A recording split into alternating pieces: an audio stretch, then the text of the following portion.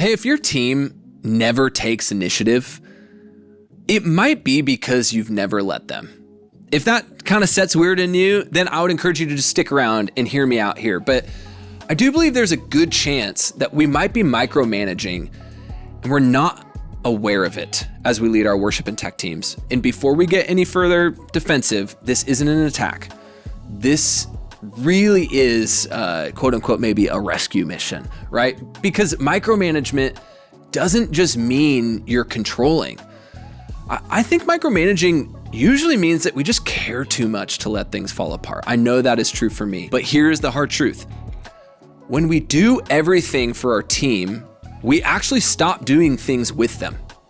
And over time, they just stop trying because everybody feels like just everything is getting done for them. And so if you're burnt out, frustrated, you may be even wondering why no one else seems to carry the weight like you do. This episode is for you. What if your team didn't need you to double check everything? Let's talk about how we can make that dream a reality. Let's talk about micromanagement and church leadership first. I really don't believe that micromanagement always looks like a boss barking orders. It could be a worship leader who goes and retracks every harmony in Ableton late Saturday night because they don't want to offend the BGBs with feedback. That might be too honest. Okay, but honestly, even like a tech director who wipes the front of house console and rebuilds it solo on Sunday morning. I have been there, I admit. But it's well-meaning, but it kind of ends up being sabotage of delegation. And it usually comes from one of two places: perfectionism or fear. We just don't trust someone else to do it right, or we're afraid of what happens if they mess it up. But either way, it leads to the same result: a frustrated leader, you being frustrated, and a team being passive. So what does it look like to give your team a voice in the process? One simple way I like to start is by just offering a short, anonymous feedback form so your team can share what is working, what's not, and how they're really doing. We've actually created a feedback form template to help you get started. You can check it in the description below. It's free. I think it'd be a fantastic place for you to just kind of get a better understanding of what I'm talking about here in depth, with a practical resource in front of you. So I want to talk about what to do instead of micromanaging very practically without letting our standards drop. And the first thing I feel passionately about is shifting from task checking to trust building. It sounds nice, I know, but micromanagement asks, did they do it right? And leadership, I believe, asks, did I equip them well? If your team always needs your hands on everything, it's not a them problem. I actually think it's a systems problem. We have to build training. We have to set expectations. We have to give feedback early, and then back off and just let them run, right? And then we can move on to 2. We can trade perfection for progress in our team. You're not leading a broadcast studio in church. We're leading people, and people learn by doing. You and I both have learned by doing, not by spectating. So there will be miscues, I promise you. There will be wrong notes. There will be awkward transitions.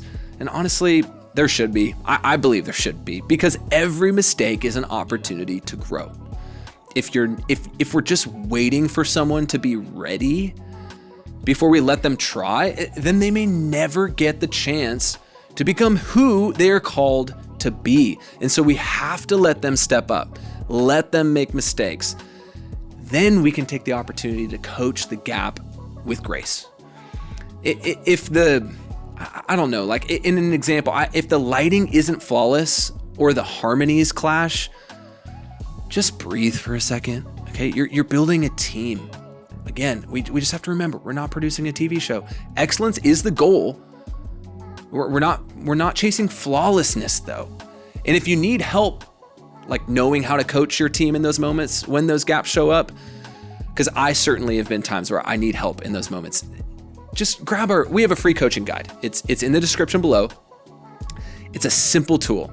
It's going to help you give feedback that actually will help your team grow. Please check it out. It's free. Just go get it. Okay, but moving on, what we can do after that. It's actually really exciting because we can go from doer to developer. Right? You might be the best person on your team at ProPresenter or drums or sound. I mean, I bet that is the truth, honestly. But if you're still the only person who can do it at all, then you're just not leading. This might sound harsh, you're babysitting. And I've been there. There's no judgment, but we have to start from somewhere. We have got to build redundancy. If our job today is to make it happen, that's okay. Let's recognize it and then see the truth in that our job tomorrow is to show someone else how, right? And I actually believe team nights are a great place to do that. We talk about team nights a lot around here. I'll link our team night guide in the description below. It's free and it'll help you get started in this practice. But team nights are a fantastic way to go from doer to developer. Okay, I just want to close by saying this. I don't think you're a control freak. I just think you're tired of things falling through the cracks. And I've been there. So just rest in that for a second. It's okay. But the answer is not to just hold tighter. It's handing off those responsibilities with certain clarity. So here's the question. Do you want to be needed? Or do you want to build a team that doesn't need you for everything? If you're stuck in micromanagement mode, it's not because you're failing.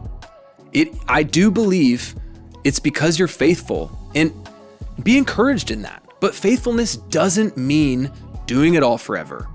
I just wholeheartedly believe it means building something that lasts even when you're not in the room.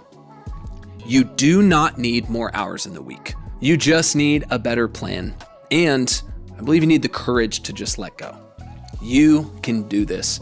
And if you want tools to help you in this kind of training and empowerment of your team, we've got great free resources that will make all of this easier. Check the description below. We'll have our volunteer development toolkit there. We've got the free team night guide. Also just link all of our other free resources if you've never checked those out before. Just remember this, micromanagement builds dependence, but leadership will build legacy.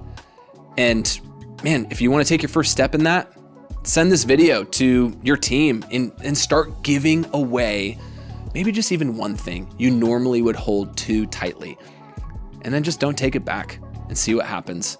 Man, thank you so much for watching this video. As always, if it's helped you, please like and subscribe so that we can continue to grow this channel and help other churches just like you.